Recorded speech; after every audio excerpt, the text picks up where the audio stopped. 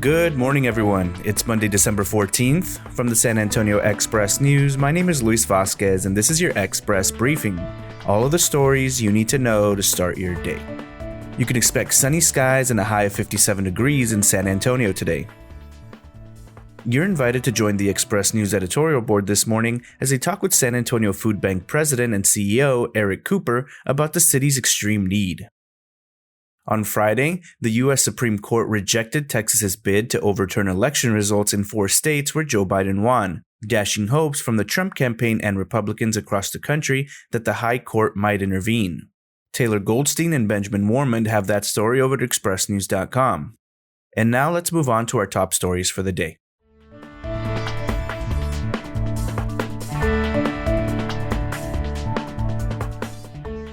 The San Antonio Spurs billed local elections officials more than $250,000 for using county-owned AT&T Center as a voting site during the November election, according to documents.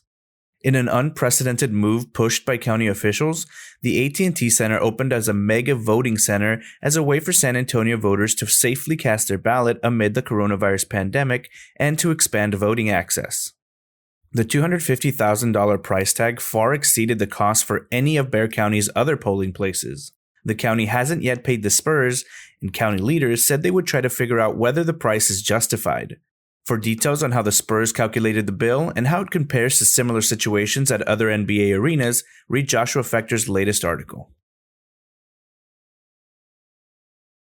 Worldwide coverage of the January 20th inauguration will focus on President-elect Joe Biden, his family, a number of socially distanced spectators, and in the background, 5 large San Antonio-made flags.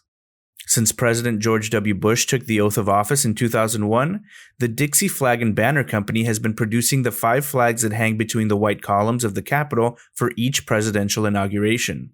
We have everything you need to know about the flags and the people that make them over at Expressnews.com.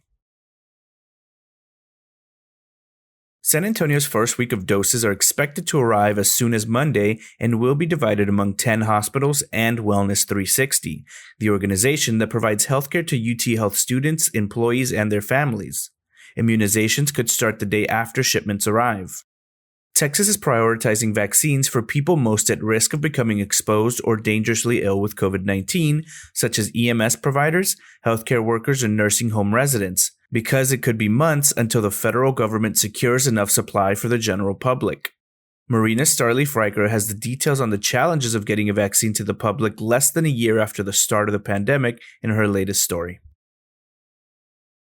Across Bexar County, tens of thousands of school employees have received pandemic-related bonuses or pay raises, much of it in recent weeks. Almost from the moment they realized how large a blow the virus had struck against teaching and learning, district leaders have been trying to hold on to staff, working additional hours and taking on new responsibilities. At the high end of these rewards, trustees in Harlandale, Southwest, and South San Antonio ISDs have provided bonuses of $1,000 for full-time employees to be distributed this month. Last week, Southwest ISD's board approved additional bonuses for part-time employees, either $400 or $500 depending on the number of hours they worked each week. Take a closer look at some of the numbers and hear from some area teachers in the latest story from Andres Picon.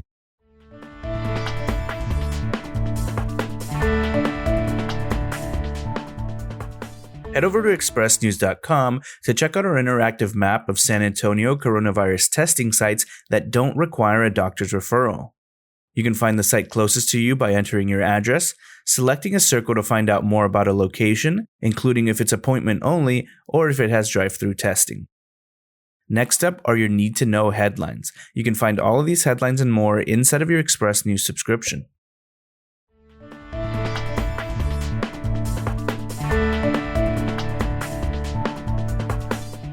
One day before the expected arrival of thousands of doses of newly approved coronavirus vaccines, San Antonio's hospitals admitted dozens of new coronavirus patients Sunday as the weeks-long surge in daily case numbers continues. 3 weeks after Governor Greg Abbott visited Lubbock to celebrate new antibody treatments amid a surge of infections, the city remains in crisis. Its 2 main hospitals had nearly 24 patients waiting for beds Friday. A cite and release program for nonviolent offenders, especially involving marijuana, has kept nearly 2,500 people out of jail, saved taxpayers $1.8 million in booking and court costs, and put police officers back on the streets to handle higher priority crime, according to the Bexar County District Attorney Joe Gonzalez.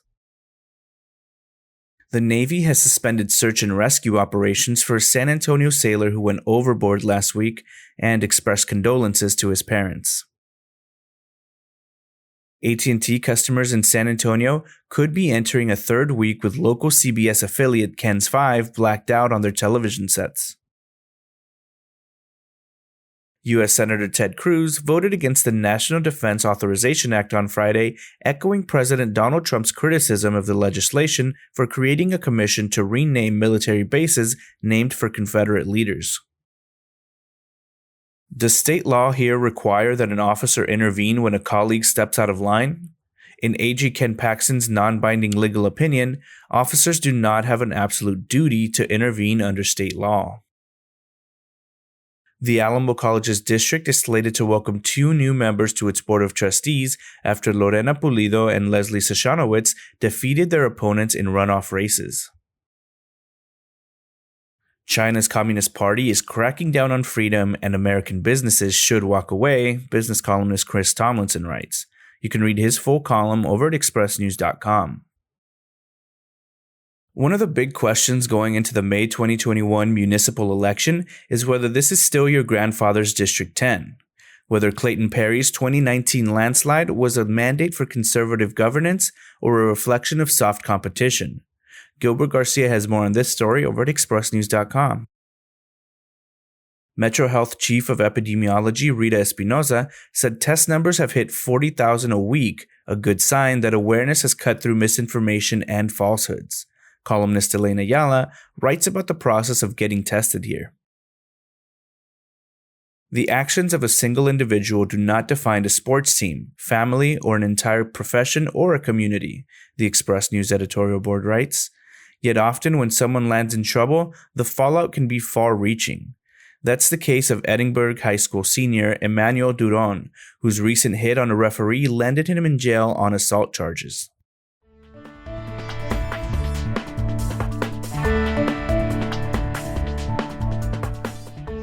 On December 19, 1999, San Antonio lost a local fixture in the community with the death of Joe Bongo.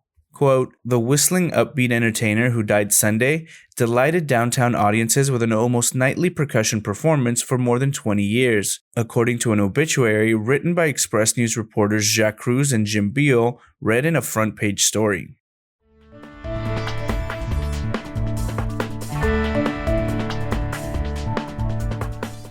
The pandemic has upended a lot of things in Bexar County, including the administration of justice.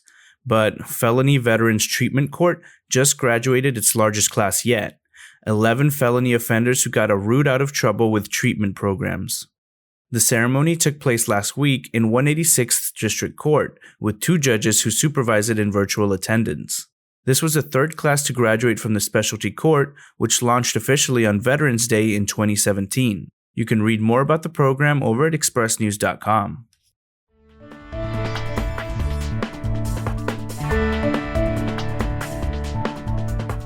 Our doggos have been the constant, loyal companions necessary to maintain peace and sanity as we've gone through the madness of COVID-19 since March. And with the holiday baking season well upon us, let's take a minute to thank them for their slobbery kisses with a batch of homemade dog treats. This week, Paul Steven brings you tips on how to make homemade baked dog treats for the perfect holiday thank you for our furry coronavirus buddies. Bernie champions Foster Wilfong and Anastasia Gonzalez took the top spots on our all-area cross-country teams. Check out the full list of honors over at Express-News.com. Southtown's Pizzeria Vesuvio food truck brings charm, jazz, and great pies to the neighborhood. Read our 52 Weeks of Pizza review for more on them. UTSA has accepted an invitation to the Frisco Bowl and will meet SMU at 3:30 p.m. Saturday at Toyota Stadium in Frisco. And that's all for today. This was your Express Briefing for Monday, December 14th. My name is Luis Vasquez. please consider becoming an Express-News subscriber to get in-depth coverage on all the stories you heard today. Also, be sure to rate and review this podcast inside of your Apple Podcast app, as it really helps the show. Have a wonderful day, everyone.